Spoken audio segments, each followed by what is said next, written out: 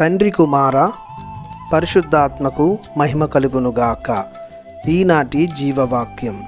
నీవు పరిపూర్ణుడవు కాగోరినచో వెళ్ళి నీ ఆస్తిని అమ్మి బీదలకు దానము చెయ్యము, అప్పుడు పరలోకమందు నీకు ధనము కలుగును.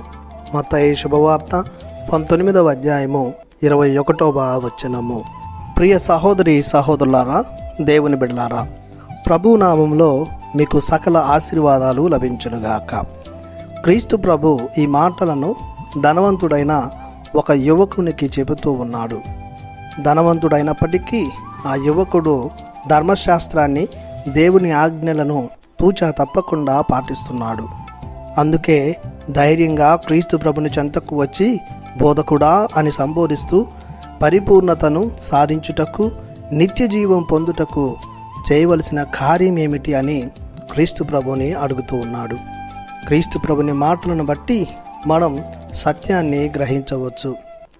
నిత్య జీవం పొందుటకు లేదా పరిపూర్ణత సాధించుటకు కేవలం దేవుని ఆజ్ఞలను అనుసరిస్తే సరిపోదు. వాటితో పాటు సోదర ప్రేమను, సహాయం చేసే గుణాన్ని, తనను తాను త్యజించుకునే తత్వాన్ని ఏర్పరచుకోవాలి. దేవుని మాటలను క్షుణ్ణంగా పాటించాలి. ఉన్నదానిలో పేదలకు సహాయం చేయాలి. లోకాన్ని, లోక ప్రమాణాలను త్యజించాలి.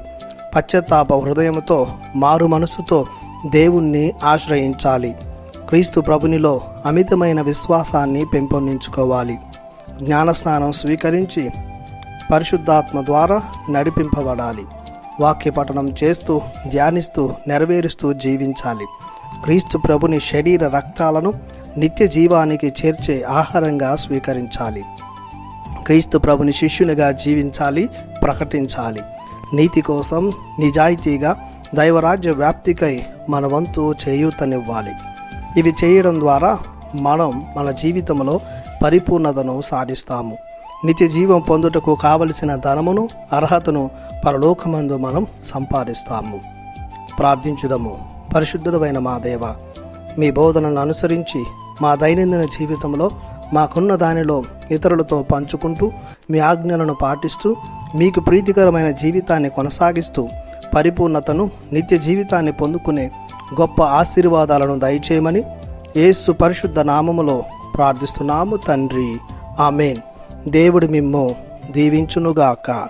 ఆమెన్.